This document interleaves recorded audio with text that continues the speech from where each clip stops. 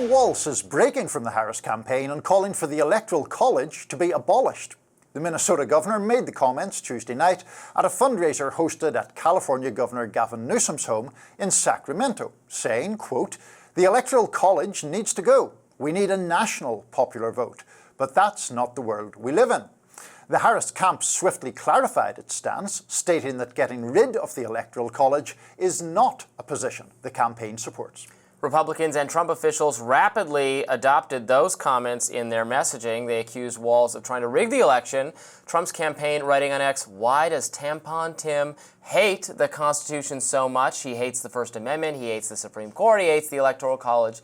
He sure loves communist China." What did you make of his Electoral College comments, Niall? So one of the things I'm interested in is how this discussion is going to go, because to the best of my knowledge, there isn't a conservative or indeed libertarian and liberal position really on the Electoral College. I find it increasingly hard to defend the Electoral College for the office of presidency. I just think, I know the argument, as I understand it, is it sort of helps out smaller states, and it means that the campaign isn't focused in New York, Los Angeles, Chicago, and a few other places. But we're electing someone to lead the nation.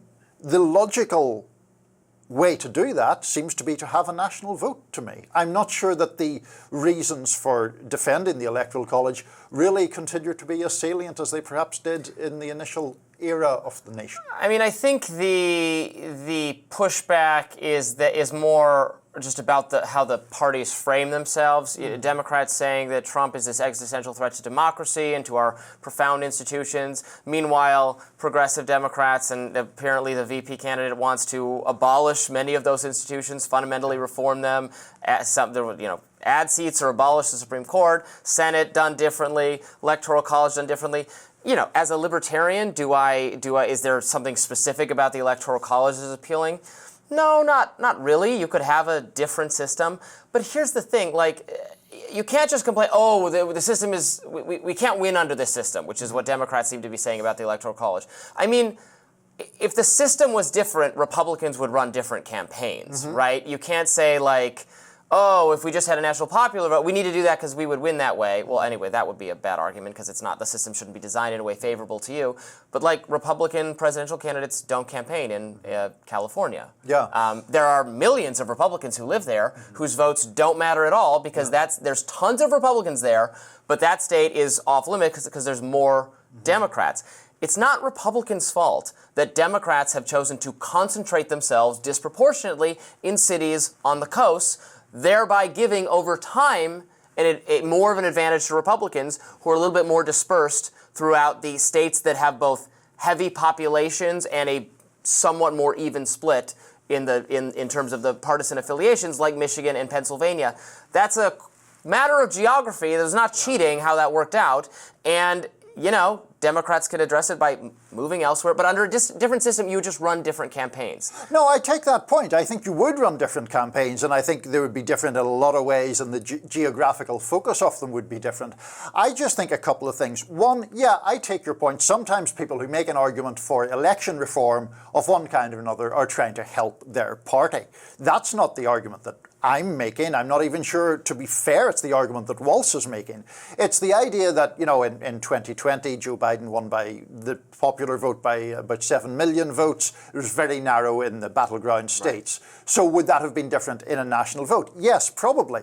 But right now we're having this campaign that we're all fixated on, lots of our viewers are fixated on, and really the number of voters who matter is tiny because it is the people who might go one way or another in 7 states. And to your argument about California, for example, I think it would be good for California and for the country if those conservative voters in more rural areas of California did believe that their votes were more important and more relevant to the outcome. And sure, then Donald Trump or J.D. Vance or whomever would go to Orange County, would go to the more farmland in California and campaign. That's fine. I think that's perfectly legitimate. Look, I don't think it necessarily benefits federal policy that Pennsylvania and actually that like Ohio and Iowa, in terms of the nominating procedure, farm subsidies have a Ethanol. Disproportionate power over our electoral process because of their prominence that I don't think is necessarily good.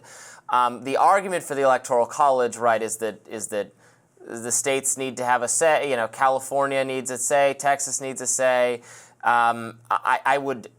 That's gotten a little bit outmoded by the fact that the federal government is just so much now more powerful than state governments, and so much policy that the creators of our institutions, that our founders intended to be left to the states, is now in fact done at the federal level. That's not something I'm thrilled about.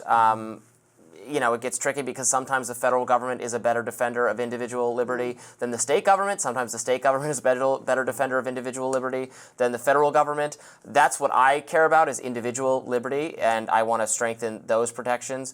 I'm not really sure that one system or the other is better for that. Well, don't you think, though, a national popular vote would more evenly spread the importance of individual voters to the overall system? It would empower a greater number of people, would it not? Yeah. At the end of the day, I'm just semi-indifferent to the process because you just don't care. Well, what I care about is limiting the powers of the government. Yeah. How we pick the people that run it has only a tangential relationship to that. It matters in some cases. I want the legislature, for instance, I want Congress to have more input over foreign policy. Right now, the president, the executive branch, is totally unconstrained in charge of foreign policy, which leads to reckless spending and reckless intervention. So I want Congress to have more power. I just want it back the way it was. Congress was supposed to be the principal rulemaking, lawmaking body, and the president was supposed to just carry out the will of Congress. We've totally subverted or inverted that over time.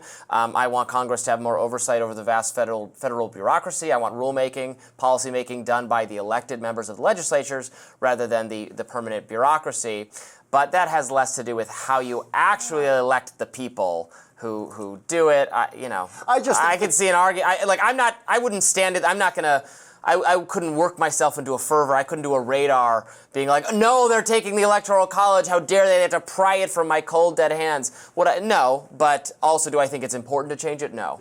I just think that the current system disempowers a very large number of people, particularly people whose own views differ significantly from the overall complexion of their states. Yeah. So essentially, conservatives in Vermont and liberals in Utah end up with no voice or relevance at the national level at all. Yeah. And I think it would be good for us all if we changed that. I think it would be good if the national level, the voice was a little bit more muted. Wow. And we just let Vermonteers do what Vermonteers, is that what we call them? Something like that. Vermonters. Vermonters do what they want, and Montanans do what they want, and Michiganders do what they want, and we just let each other live and let live, and that's more along my way of thinking. Just unraveling the national fabric. Let's unravel it. Let's start picking at that thread, pulling it apart, and see what we have left. Maybe not much.